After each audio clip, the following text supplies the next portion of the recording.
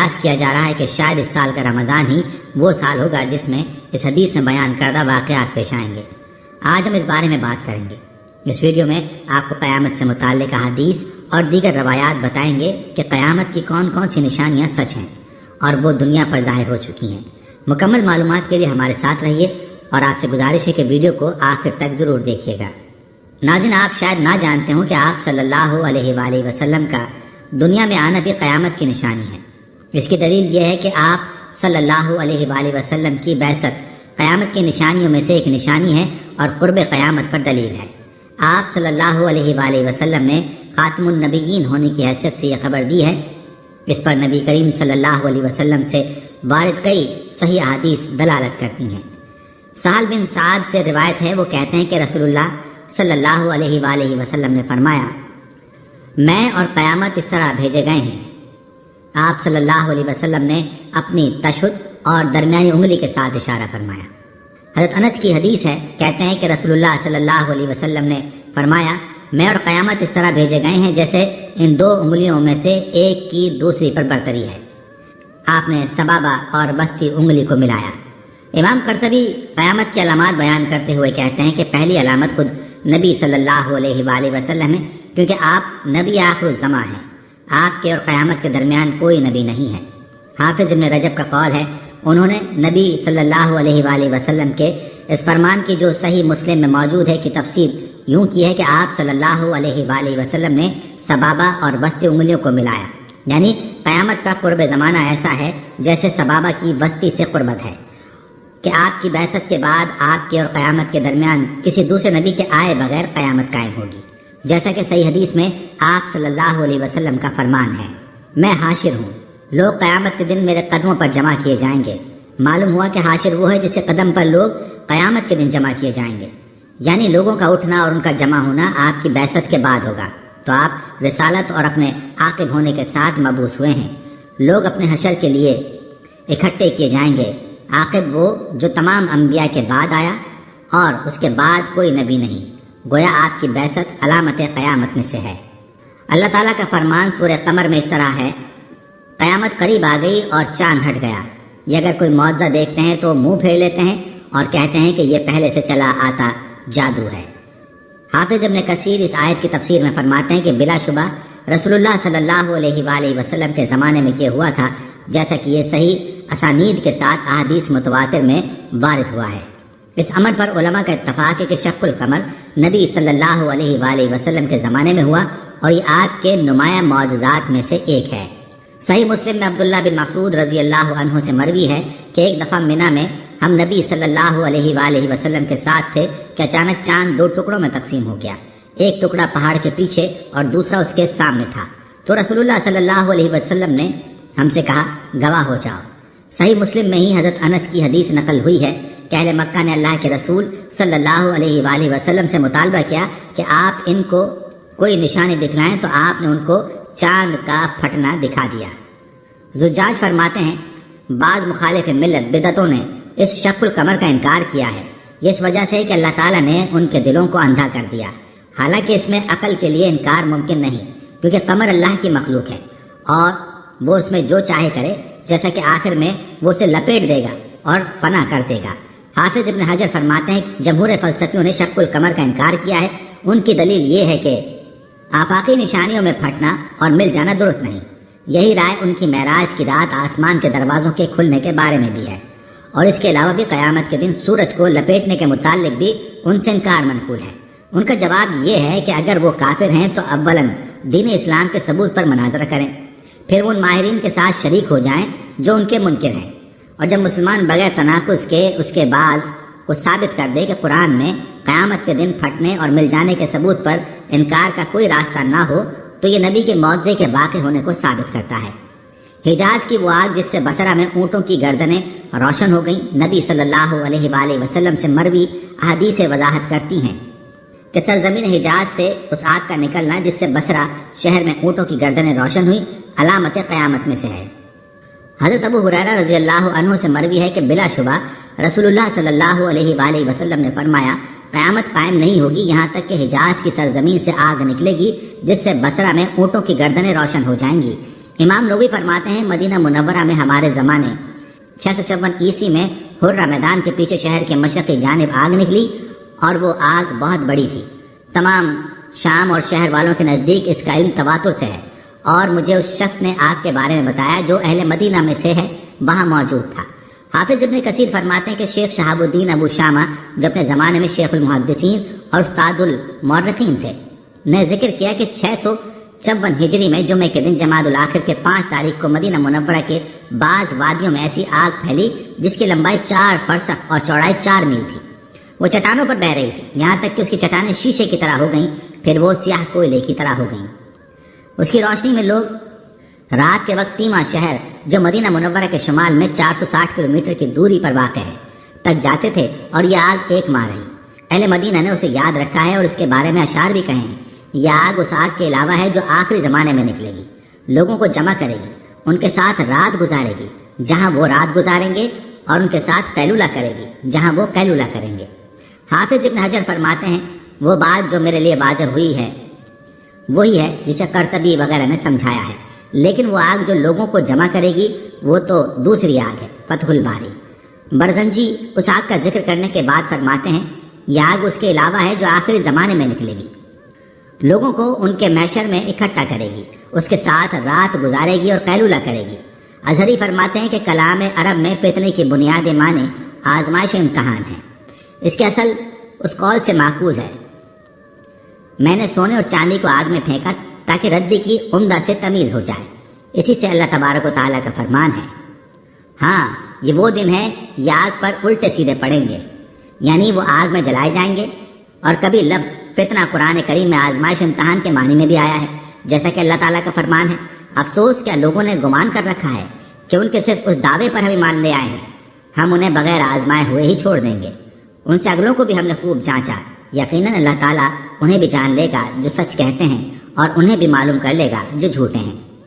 وَلَا هُمْ يَفْتِنُونَ کا معنی ہے کہ وہ آزمائے نہ جائیں، اور فتنے کا معنی یعنی وہ امتیں جو ان سے پہلے تھیں، ہم نے ان کی آزمائش کی جن کی طرف ہم نے اپنے دشمنوں کے سامنے کہا، اور ہم نے ان کو ان لوگوں پر قدرت دی جو ان کو ایذا دیتے تھے، جس طرح موسیٰ علیہ السلام جب ہم نے ان کو بنی اسرائیل کی طرف بھیجا تو ہم نے ان کی فرعون اور ان کے سرداروں کے ساتھ آزمائش کی، اور جس طرح عیسیٰ علیہ السلام کو ہم نے بنی اسرائیل کی طرف مبعوث کیا، ہم نے اس کے پیروکاروں کا اس کے نافرمانوں کے ساتھ امتحان لیا۔ اسی طرح ہم نے اے محمد صلی اللہ علیہ وآلہ وسلم آپ کے متبعین کی، آپ کے مخالف دشمنوں کے ساتھ آزمائش کی۔ جرجانی نے فتنے کی تعریف اس طرح کی ہے، فتنہ وہ چیز ہے جس کے ساتھ انسان کے لیے خیر و شر واضح ہو جائے۔ کہا جاتا ہے کہ فتنۃ الذہب، جبکہ تو سونے کو آگ میں جلا دے تاکہ تو معلوم کرے کہ یہ خالص ہے یا ملاوٹ شدہ۔ اسی سے فتان ہے جو اس پتھر کو کہتے ہیں جس کے ساتھ سونے اور چاندی کو جانچا جاتا ہے۔ لیکن وہ فتنے کہ جن کے بارے میں نبی کریم صلی اللہ علیہ وسلم نے اپنی احادیث میں خبر دی ہے کہ آپ کی امت عنقریب اس میں بہت زیادہ مبتلا ہوگی، اور وہ فتنے ان پر بارش کے قطروں کی طرح بھیجے جائیں گے، تو یہ امتحان و آزمائش کے قبیل سے ہے تاکہ خیر و شر اور اس کے تعلق کے حوالے سے انسان کی حالت واضح ہو جائے۔ اس میں اہل لغت کے نزدیک بعض دوسرے معنی ہیں، نمبر 1 قتل، نمبر 2 اختلاف، نمبر 3 عذاب، نمبر 4 تغیر احوال و سمانہ۔ حافظ ابن حجر فرماتے ہیں فتنے کے اصل معنی امتحان و آزمائش ہے۔ شرح میں یہ ناپسندیدہ چیز کے کشف کے امتحان میں مستعمل ہے۔ کہا جاتا ہے کہ فتنۃ الذہب، جب تو سونے کو آگ کے ساتھ جانچ کرے تاکہ تو اس کی عمدگی دیکھے۔ مطلوب سے غفلت کے معنی میں جیسا کہ اللہ تعالیٰ کا فرمان ہے، تمہارے مال اور اولاد تو سراسر تمہاری آزمائش ہیں، دین سے پلٹنے پر مجبور کرنے کے معنی میں مستعمل ہے، جیسے کہ اللہ تعالیٰ کا فرمان ہے، بے شک جن لوگوں نے مسلمان مرد اور عورتوں کو ستایا، اور یہ فتنہ گمراہی، گناہ، کفر اور عذاب کے معنی میں بھی استعمال ہوتا ہے۔ ان تمام معنی کے اعتبار سیاق و قرائن سے ہوگا۔ بہت زیادہ صحیح نصوص دلالت کرتی ہے کہ علامت سعا میں سے کثرت حرج بھی ہے، اور وہ قتل، فساد، فتنوں کا ظہور، ان کا پھیلنا، شہروں میں ان فتنوں کا نازل ہونا، ان کی مصیبت اور ہولناکی کا بڑھنا ہے، یہاں تک کہ ان فتن کی شدت سے مسلمان آدمی شام کو کافر ہوگا اور صبح کو مومن ہوگا، صبح کو مومن ہوگا تو شام کو کافر ہوگا، اور ایک فتنہ دوسرے کے پیچھے آئے گا تو مومن کہے گا یہ مجھے ہلاک کر دے گا، پھر وہ گزر جائے گا اور دوسرا ظاہر ہوگا تو وہ کہے گا یہی ہے مجھے ہلاک کرنے والا۔ جب تک اللہ چاہے گا پس زمانہ گزر جائے گا اور اس کے بعد شر ہوگا، جیسے زمانہ اپنے اہل کے ساتھ طویل ہوگا اور ان سے بعید ہوگا تو فتنے مصائب کے لحاظ سے زیادہ سخت اور عظیم ہوں گے۔ جیسے کہ شریعت کی نصوص اس پر شاہد ہیں اور اس کی کئی حوادث و واقعات بھی دلالت کرتے ہیں۔ حضرت زبیر بن عدی سے مروی ہے، کہتے ہیں کہ ہم انس بن مالک کے پاس آئے تو ہم نے حجاج سے ملنے والی تکالیف کی آپ سے شکایت کی تو آپ نے کہا، آپ صلی اللہ علیہ وآلہ وسلم نے فرمایا، میں نے تمہارے نبی صلی اللہ علیہ وسلم سے سنا ہے، صبر کرو، تم پر جو زمانہ گزرے گا اس کے بعد اس سے بدتر زمانہ ہوگا، یہاں تک کہ تم اپنے رب سے جا ملو۔ حضرت ابو ہریرہ رضی اللہ عنہ سے روایت ہے کہ بلا شبہ اللہ کے رسول صلی اللہ علیہ وآلہ وسلم نے فرمایا، تم نیک اعمال میں جلدی کرو، ان فتنوں سے پہلے جو اندھیری رات کے ٹکڑوں کی طرح ہوں گے۔ اس وقت آدمی صبح کو مومن ہوگا اور شام کو کافر، یا شام کو مومن ہوگا اور صبح کو کافر، وہ اپنے دین کو دنیا کے فائدے کے بدلے فروخت کر دے گا۔ حضرت عبداللہ بن عمرو بن عاص کہتے ہیں کہ ہم نبی صلی اللہ علیہ وآلہ وسلم کے ساتھ ایک سفر میں تھے تو ہم نے ایک جگہ قیام کیا، ہم میں سے کچھ لوگ اونٹ لے کر چراگاہ میں گئے تھے کہ اچانک اللہ کے رسول صلی اللہ علیہ وآلہ وسلم نے منادی کی کہ نماز کے لیے جمع ہو جاؤ۔ بس ہم نبی صلی اللہ علیہ وسلم کے پاس جمع ہو گئے تو آپ نے فرمایا، مجھ سے پہلے بھی نبی گزرا، اس پر بھی واجب تھا کہ اپنی امت کو خیر کی طرف رہنمائی کرے اور ان کو برائی سے روکے۔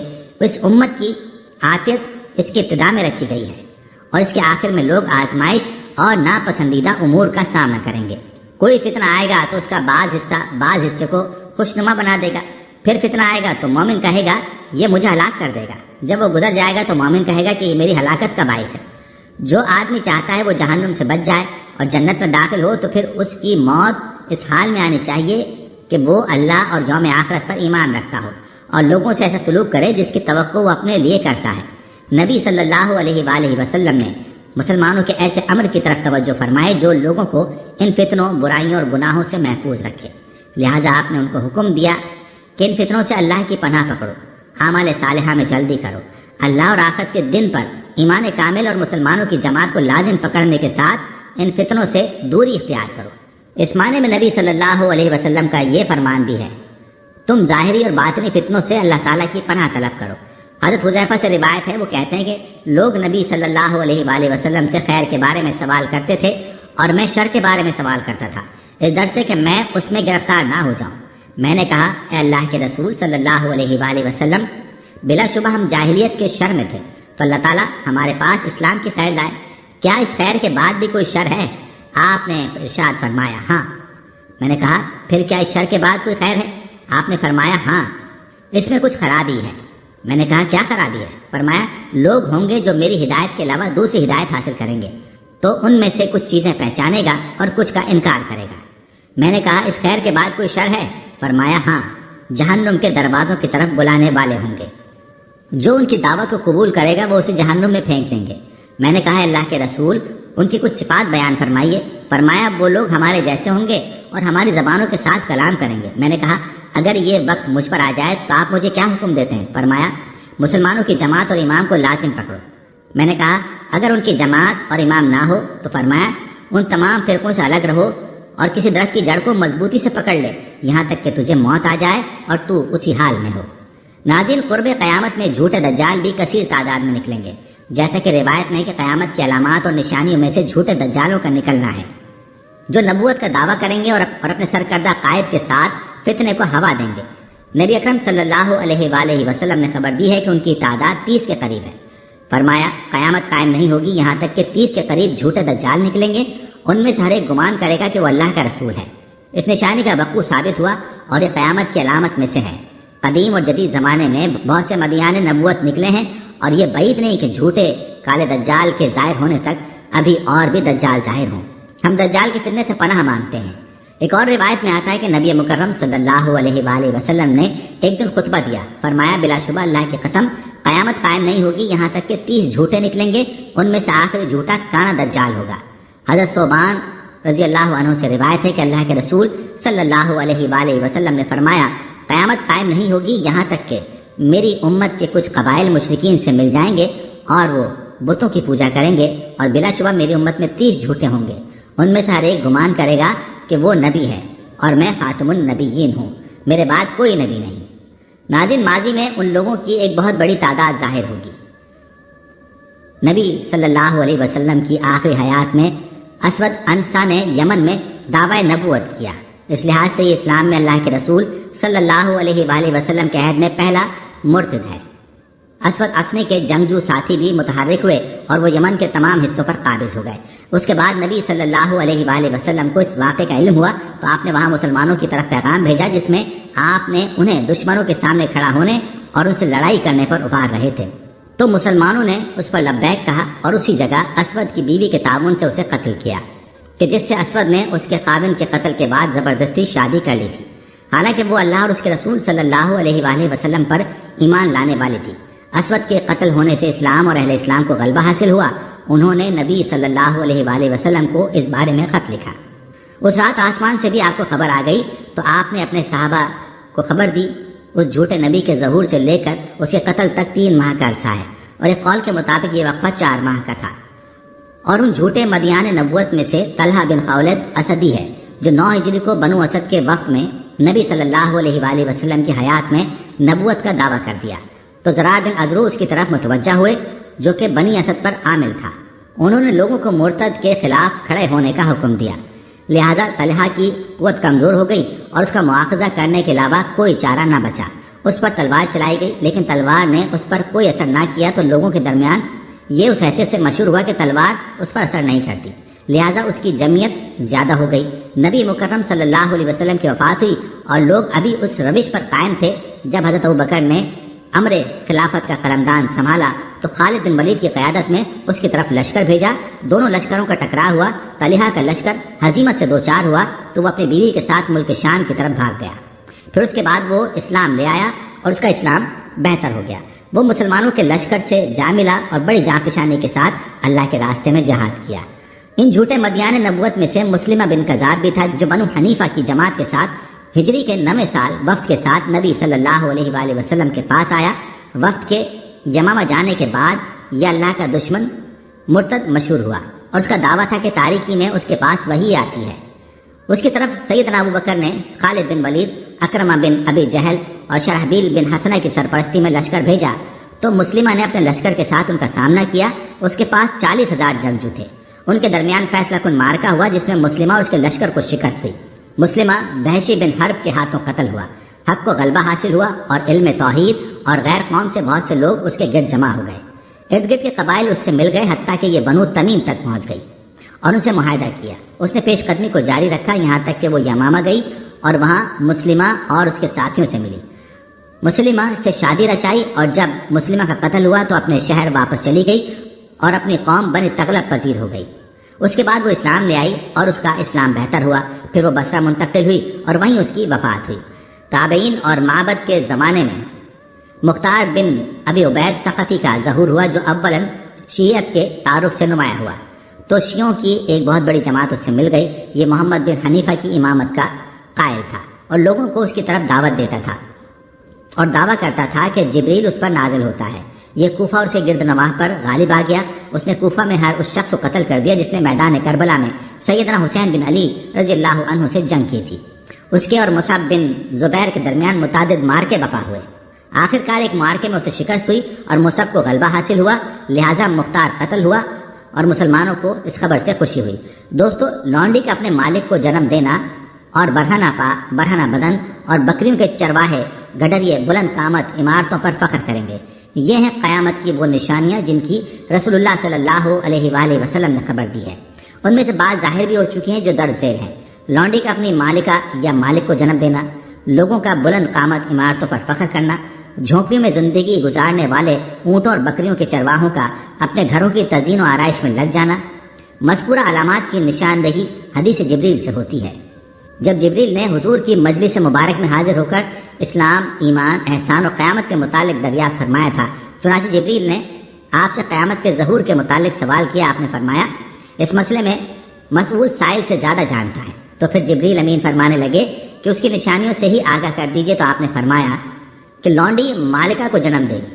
مزید یہ تو دیکھے گا وہ لوگ جن کے پاس قدموں پہننے کے لیے جوتے نہیں، تن ڈھانپنے کے لیے پوشاک نہیں، آتش شکم سرد کرنے کے لیے نوالا بھی میسر نہیں، وہ بلند و بالا اور رفیع و قامت عمارتوں پر فخر کرنے لگیں گے۔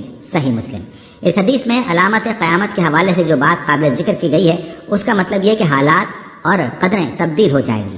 تمام امور کی باغڈور اہل لوگوں کے ہاتھ آ جائے گی یا ہر کام اپنے غیر محل سے سر انجام پائے گا، یعنی بیٹا آقا ہو جائے گا جبکہ مائیں لونڈیاں ہوں گی، اور یہ ہوگا بھی اس وقت جب اسلام کی وسعت اطراف عالم میں ہوگی۔ لونڈیوں کی کثرت ہوگی اور لوگ انہیں محل و سراؤں میں رکھیں گے، جس کی وجہ سے ان کے ہاں اولادیں ہوں گی۔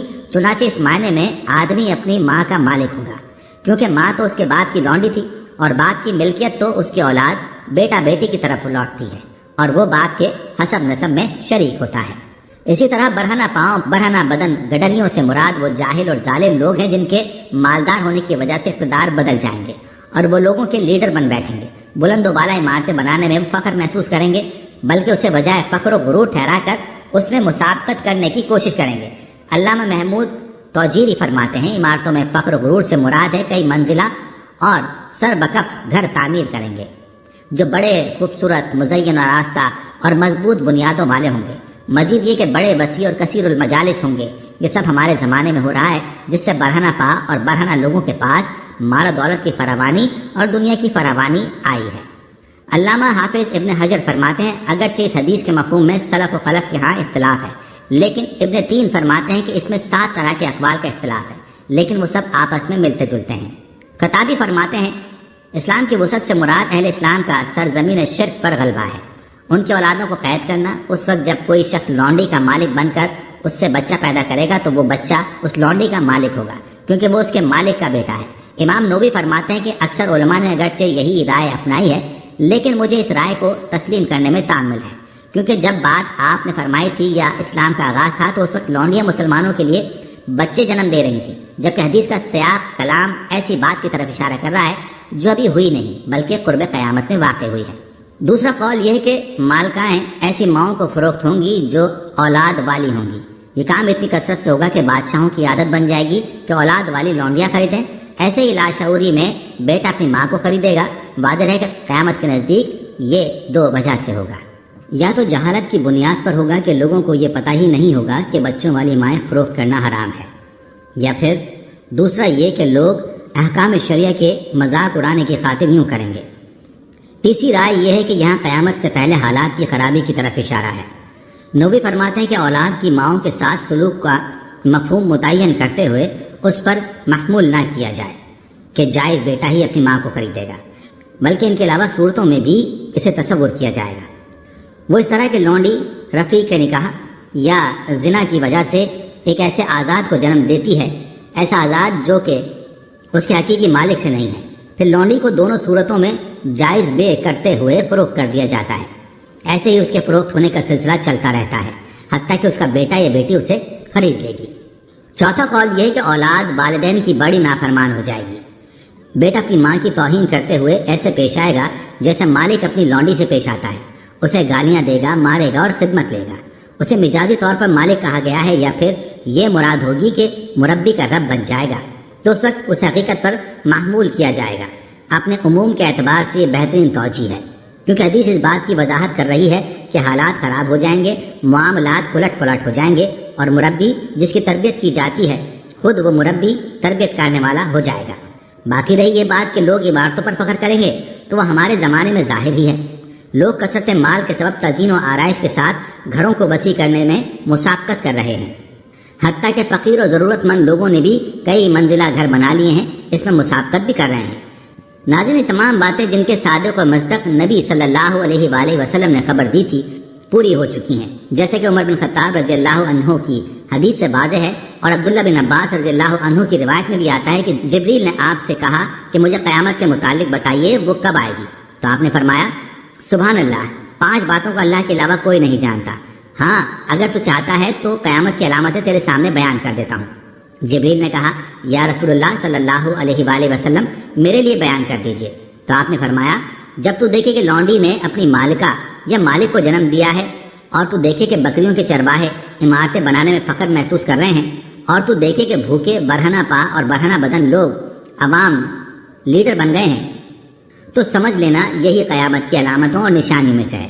جبریل نے دریافت، یا رسول اللہ صلی اللہ علیہ وآلہ وسلم، بکریوں کے چرواہے برہنہ پا و بدن سے کون لوگ مراد ہیں؟ تو آپ صلی اللہ علیہ وآلہ وسلم نے فرمایا، اس سے مراد عرب ہیں۔ مسند احمد۔ حافظ شاکر احمد کہتے ہیں کہ اس کی سند صحیح ہے۔ امام قرطبی فرماتے ہیں، اس سے مقصود حالات کی تبدیلی ہے، یعنی بدوؤں کے ہاتھ زماں میں حکومت آ جائے گی تو ملکوں پر قہر و جبر کے ساتھ قبضہ کریں گے، جس کی وجہ سے ان کے ہاں مال کی فراوانی ہو جائے گی اور مضبوط عمارتیں بنائیں گے، پھر ان پر فخر کرنے میں اپنی ہمت صرف کریں گے۔ یقیناً اپنے زمانے میں اس چیز کا مشاہدہ کیا ہوگا۔ ابن رجب حنبلی فرماتے ہیں کہ حدیث میں علامت قیامت کے حوالے سے جو باتیں ذکر کی گئی ہیں ان کا مطلب ہے کہ معاملات نااہل لوگوں کے سپرد کر دیے جائیں گے، جیسے کہ آپ نے اس شخص کے لیے فرمایا تھا جس نے قیامت کے متعلق سوال کیا تھا، تو آپ صلی اللہ علیہ وآلہ وسلم نے فرمایا جب کام نااہل لوگوں کے سپرد کر دیے جائیں گے تو پھر قیامت کا انتظار کرو۔ چنانچہ جب برہنہ پا بدن اور گڈریے لوگوں کے لیڈر بن جائیں، واضح رہے کہ یہی لوگ جاہل و ظالم ہیں اور مالدار عمارتوں میں فخر کریں تو یہی چیز دنیا کے نظام کو خراب کرنے والی ہے۔ جامع العلوم الحکم۔ حافظ ابن حجر فرماتے ہیں کہ عمارتوں میں فخر سے مراد ہے کہ ہر کوئی جب عمارت بنانے کا ارادہ کرے گا تو وہ چاہے گا کہ میری عمارت دوسروں سے زیادہ بلند ہو، یا پھر یہ کہ عمارتوں کے نقش و نگار اور تزئین و آرائش میں فخر کریں گے، اس سے بھی زیادہ عام معنی مراد ہوگا۔ قیامت کی جن نشانیوں کے بارے میں آپ نے بتلایا ہے ان میں سے یہ بھی ہے کہ علم اٹھ جائے گا اور جہالت عام ہو جائے گی۔ چنانچہ ابو موسیٰ اور عبداللہ بن مسعود فرماتے ہیں کہ آپ نے فرمایا بلا شبہ قیامت سے پہلے چند دن ایسے بھی آئیں گے جن میں علم اٹھ جائے گا، جہالت اتر پڑے گی اور اس میں قتل و فساد کثرت سے ہوگا۔ صحیح بخاری۔ سیدنا انس سے روایت ہے کہ رسول اللہ صلی اللہ علیہ وآلہ وسلم نے فرمایا بے شک علم اٹھا لیا جانا، جہالت کا عام ہو جانا، شراب پیا جانا اور زنا عام ہو جانا قیامت کی نشانیوں میں سے ہے۔ صحیح بخاری۔ حضرت ابو ہریرہ رضی اللہ عنہ فرماتے ہیں آپ صلی اللہ علیہ وآلہ وسلم نے فرمایا وہ وقت قریب آ رہا ہے جب علم کم ہو جائے گا، فتنے ظاہر ہوں گے اور قتل و فساد بہت زیادہ ہو جائے گا۔ صحیح بخاری۔ ابن العربی فرماتے ہیں مشائخ کا کہنا ہے کہ علم اٹھ جانے سے مراد علم کا وجود دلوں سے مٹ جائے گا۔ علم ہم سے پہلوں کے پاس تھا، پھر ہمارے سپرد کیا گیا، اب ہمارے اندر علماء کی موت سے علم اٹھ جائے گا۔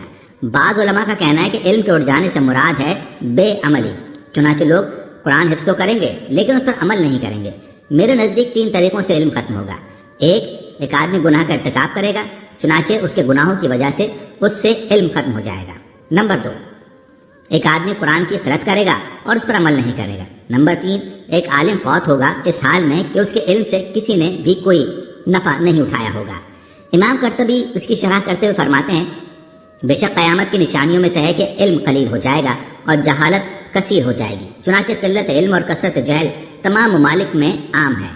فرماتے ہیں کہ میرے نزدیک علم کا اٹھ جانا اس کی قلت سے مراد ہے علم کے مطابق علم چھوڑ دینا۔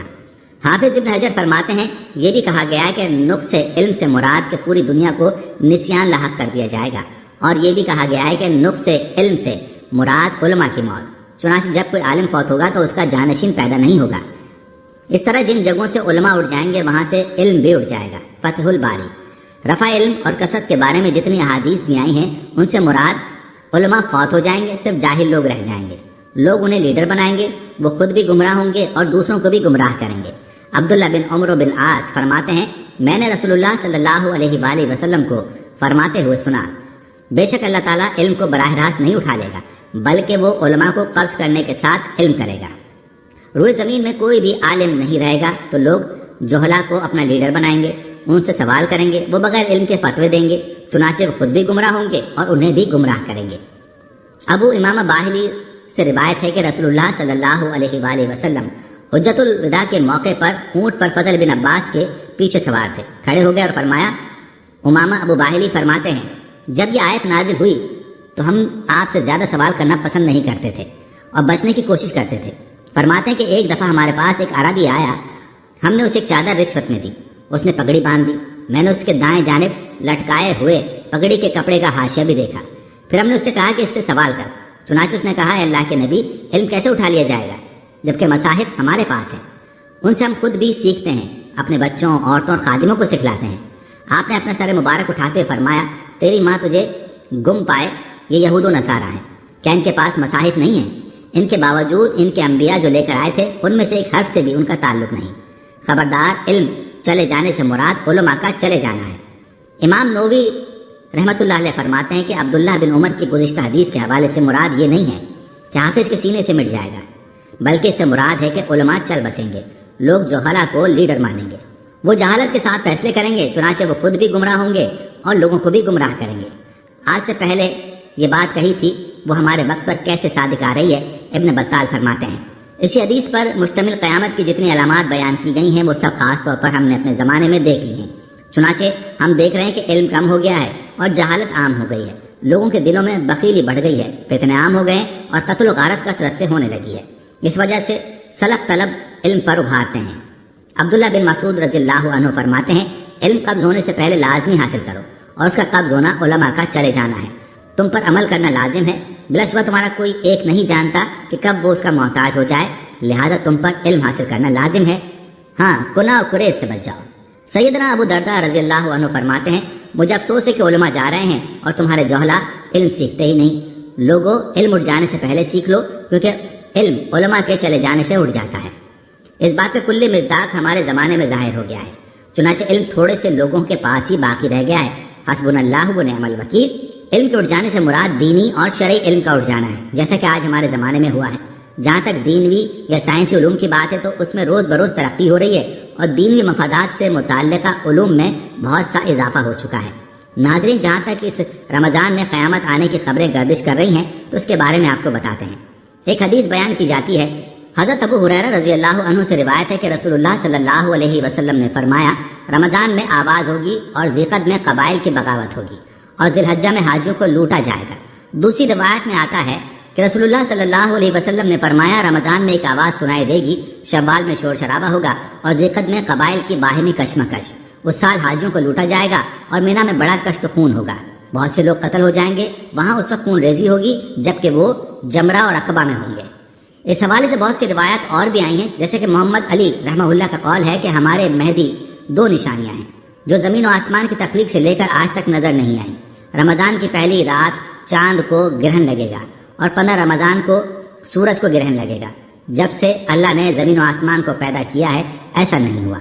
یہ حقیقت بات ہے کہ سورج گرہن ہمیشہ چاند کی شروع کی تاریخوں میں ہوتا ہے، جبکہ چاند گرہن ہمیشہ ایام بیض یعنی 13، 14 اور 15 تاریخ کو ہوتا ہے، لیکن ظہور مہدی سے قبل رمضان میں یہ ترتیب بدل جائے گی۔ ولید سے روایت ہے کہ آخری زمانے میں سفیانی کے ہاتھوں ہم اہل دمشق پر رمضان کے دنوں میں مصائب کے پہاڑ ٹوٹتے دیکھیں گے، بس لوگوں کی کثیر تعداد رمضان کے مہینے میں ہلاک ہوگی۔ دمشق کی طرف اس سفیانی کا ظہور ہوگا، اس کے ساتھ قبیلہ کلب کے لوگوں کی اکثریت ہوگی۔ لوگوں کا خون بہانا اس کی خاص عادت ہوگی، یہاں تک کہ حاملہ عورتوں کے پیٹ چاٹ کر کے بچوں کو ہلاک کر دیا جائے گا۔ جب وہ حضرت مہدی کے خروج کی خبر سنے گا تو ان سے جنگ کرنے کے لیے لشکر بھیجے گا۔ ناظرین، یہ بھی عجیب اتفاق ہے کہ اکثر رمضان المبارک میں دنیا کے اکثر علاقوں بشمول حرمین شریفین سمیت جمعہ کی شب 15ویں شب ہو چکی ہے۔ یہ بات بھی اپنی جگہ درست ہے کہ یہ کوئی پہلا موقع نہیں کہ رمضان المبارک میں جمعے کی شب میں 15ویں شب ہو، اور یہ بات بھی ذہن میں رہے کہ کسی بھی ایسے اتفاق کے بارے میں حتمی طور پر نہیں کہا جا سکتا کہ یہ وہی رمضان المبارک ہے جب تک کہ وہ واقعہ ظہور نہ ہو جائے، اور آگے آنے والی نشانیاں بھی جو کہ احادیث میں بیان کر دی گئی ہیں اس کی تصدیق نہ کر دیں۔ رمضان المبارک کی ان نشانیوں سے متعلق گو کہ احادیث ضعیف ہیں، مگر ان کی تعداد کثیر ہے، اور چونکہ یہ احادیث کسی عقیدے اور شرعی مسئلے سے متعلق بحث نہیں کرتی، صرف ان میں واقعات سے متعلق خبر ہے، لہٰذا ایسے کسی بھی موقع پر ہمیں احادیث کو پیش نظر رکھنا چاہیے، اور اگر اس سے مشابہ کسی واقعے کا ظہور ہو جائے تو اس سلسلے میں علماء کرام اور اہل علم پر لازم ہوگا کہ اصل حقیقت کو جانیں اور امت کی صحیح رہنمائی فرمائیں۔ ہماری رائے میں دیکھا جائے تو آپ صلی اللہ علیہ وآلہ وسلم کا زمانہ جو 1400 سال پہلے گزر چکا ہے وہ بھی قیامت کی نشانیوں میں سے ایک ہے، کیونکہ آپ صلی اللہ علیہ وآلہ وسلم دنیا کے آخری نبی ہیں اور اللہ تعالیٰ نے انسانوں کے لیے اپنی ہدایت بھی تمام کر دی ہے۔ رفتہ رفتہ کر کے قیامت کی کئی نشانیاں پوری ہو چکی ہیں، ابھی تک لاتعداد فتنوں سے اس دنیا کا واسطہ پڑ چکا ہے۔ بالکل اسی طرح اگر رمضان میں چیخ والی روایت میں کوئی صداقت ہے تو یقینی طور پر وہ رمضان دنیا کا آخری رمضان ہوگا، اس لیے حتمی طور پر نہیں کہا جا سکتا کہ وہ 2024 کا رمضان ہی ہوگا، کیونکہ ابھی چند نشانیوں کا ظہور باقی ہے۔ ہماری رائے ہے کہ علماء کرام کو اس معاملے میں عوام کو باخبر کرنا چاہیے۔ باقی دوستوں، آپ کو بھی دعوت فکر دی جاتی ہے کہ اپنی زندگیوں میں ہم نے اور آپ نے اپنے پیارے نبی صلی اللہ علیہ وآلہ وسلم کی بتائی گئی متعدد نشانیوں کو دیکھ لیا، اس لیے ہر دم اور ہر پل ہمیں آخرت کی تیاری کرنی چاہیے، تاکہ ایک دم سے کسی فتنے کا شکار اس طرح نہ ہو جائیں کہ زندگی کی مہلت ہی ختم ہو جائے اور توبہ کا موقع نہ ملے۔ ناظرین، جاتے جاتے آپ کو قیامت کی چند اور نشانیوں کے بارے میں بتاتے چلیں۔ قیامت کی جن نشانیوں کے بارے میں آپ نے اطلاع دی ہے ان میں سے یہ بھی ہے کہ جانور آسمانوں سے کلام کریں گے، آدمی کی ران بتائے گی کہ اس کی بیوی سے اس کی عدم موجودگی میں کس نے بات کی ہے، جوتوں اور کوڑے یعنی چابک کا بات کرنا۔ ابو ہریرہ فرماتے ہیں کہ آپ صبح کی نماز پڑھ کر لوگوں سے متوجہ ہوئے اور فرمایا، بنی اسرائیل میں ایک آدمی بازار میں گائے ہانک رہا تھا، جب وہ اس پر سوار ہو گیا اور اس کو مارا تو گائے کہنے لگی، ہم ان کاموں کے لیے پیدا نہیں کیے گئے، ہم صرف کھیتی کے لیے پیدا کی گئی ہیں۔ لوگوں نے یہ دیکھ کر کہا، سبحان اللہ، گائے بھی بات کرتی ہے۔ آپ صلی اللہ علیہ وسلم نے فرمایا، میں ابو بکر اور عمر اس پر ایمان لائے ہیں، کیونکہ ابو بکر عمر وہاں موجود نہ تھے۔ ابو سعید فرماتے ہیں، بھیڑیے نے بکری پر چھلانگ لگا کر اسے اچک لیا تو چرواہا اسے بچا لے گا، پھر بھیڑیا اپنے دم پر بیٹھ گیا۔ حدیث میں بیٹھنے کے الفاظ اب آئے ہیں، جس کے معنی پچھلی ٹانگیں زمین پر پھیلا کر سرین پر بیٹھنا اور اگلی ٹانگیں کھڑی کرنا۔ چنانچہ عربی میں کہتے ہیں اقل کل و نحوا، کتے وغیرہ کا پچھلی ٹانگوں کو زمین پر پھیلا کر سرین پر بیٹھنا اور اگلی ٹانگوں کو کھڑا کرنا۔ اور کہنے لگا، کیا تو اللہ سے ڈرتا نہیں؟ اللہ نے جو مجھے رزق دیا ہے تو مجھ سے چھینتا ہے۔ آدمی کہنے لگا، تعجب ہے، بھیڑیا اپنے دم پر بیٹھ کر انسانوں کی طرح کلام کرتا ہے۔ تو پھر بھیڑیا کہنے لگا، کیا اس سے بھی زیادہ تعجب والی بات کی میں نے تجھے خبر نہ دوں؟ اور وہ یہ کہ محمد یسربی اس بارے میں لوگوں کو پہلے ہی آگاہ کر چکے ہیں۔ وہ اس طرح کہ ایک دن ایک چرواہا اپنی بکریوں کو ہانکتا ہوا مدینہ داخل ہوا، وہ انہیں مدینہ کے کسی گوشے میں لے گیا۔ اسی دوران آپ نے حکم دیا کہ نماز کی منادی ہوئی۔ پھر آپ نکلے اور چرواہے سے کہا کہ انہیں بتاؤ، تو اس نے بتایا۔ پھر آپ نے فرمایا، اس نے سچ بولا۔ اس ذات کی قسم جس کے ہاتھ میں میری جان ہے، قیامت اس وقت تک نہیں ہوگی جب تک درندے انسانوں سے کلام نہیں کریں گے، اور جب تک آدمی کے جوتے کا تسمہ، چابک کا کنارہ بات نہیں کرے گا، اور آدمی کی ران اسے خبر دے گی کہ اس کی بیوی نے اس کے بعد باتیں کی ہیں۔ ان روایت میں بھی اختلاف ہے، جبکہ کچھ لوگوں کے نزدیک اللہ تعالیٰ نے اپنی قدرت کاملہ کا اظہار فرمایا ہے۔ وہ جمادات و حیوانات کے بارے میں جو اس خالق رحمان نے مقدر فرمایا ہے، اس میں سے جب چاہے پیدا فرما سکتا ہے اور جس چیز کو چاہے پیدا فرما سکتا ہے، کیونکہ خلف و سلف میں سے جو عقائد کے ماہرین ہیں ان کو وہی رائے ہے جو کئی احادیث میں آئی ہے، یعنی حجر و شجر جیسے عمومی طور پر اس کے فرما بردار ہیں، ایسے ہی نطق الکلام میں بھی اس کی مشیت کے تابع ہیں۔ آپ کو جن علامات کے بارے میں مطلع کیا گیا ہے ان میں قطع رحمی، بری ہمسائیگی، فواحش و فسادات کا عام ہونا بھی ہے۔ حضرت عبداللہ بن عمر و عاص کی روایت ہے، اس بارے میں رہنمائی کرتی ہے کہ آپ نے فرمایا، قیامت اس وقت ہی آئے گی جب فواحش و منکرات اور قطع رحمی و بری ہمسائیگی عام ہو جائے گی۔ مسند احمد۔ جس بات کی آپ نے اطلاع دی تھی وہ پوری ہو چکی، چنانچہ ہم اپنی آنکھوں سے آج لوگوں کے درمیان فسادات، قطع رحمی، ہمسائیگی کا برا سلوک دیکھ رہے ہیں۔ محبت کی جگہ بغض و نفرت نے لے لی ہے۔ آج پڑوسی کو پہچانتا ہی نہیں۔ عزیز و اقارب ایک دوسرے کی موت و حیات سے بے خبر ہیں۔ ان کی باہمی رویوں پر ہم حسبنا اللہ و نعم الوکیل ہی کہہ سکتے ہیں، جبکہ قرآن و سنت میں قطع رحمی پر بڑی تنبیہ کی گئی ہے اور اسے جنت سے محرومی اور دوری کا سبب قرار دیا ہے۔ قرآن کریم میں ہے، اب کیا تم لوگوں سے اس کے سوا کچھ اور توقع کی جا سکتی ہے؟ اگر تم الٹے منہ پھر گئے تو زمین پر فساد برپا کرو گے اور آپس میں ایک دوسرے کے گلے کاٹو گے۔ اور آپ صلی اللہ علیہ وآلہ وسلم کا فرمان ہے، قطع رحمی کرنے والا جنت میں داخل نہیں ہوگا۔ ناظرین، یہ تھی ہماری آج کی ویڈیو۔ امید ہے کہ آپ کو ہماری آج کی یہ ویڈیو پسند آئی ہوگی۔ اگر ویڈیو پسند آئی ہے تو اس کو لائک کریں اور اپنے پیاروں اور دوستوں کے ساتھ بھی ضرور شیئر کریں۔ کمنٹس میں آپ ہمیں بتائیں کہ آپ اور کن موضوعات پر ویڈیو دیکھنا چاہتے ہیں۔ اس کے ساتھ ساتھ آپ کمنٹس میں ہم سے سوالات بھی پوچھ سکتے ہیں، لیکن یہ سب کرنے سے پہلے ہمارے چینل کو سبسکرائب کریں اور بیل کے بٹن کو بھی پریس کر لیں تاکہ ہماری آنے والی مزید معلوماتی ویڈیوز کا نوٹیفیکیشن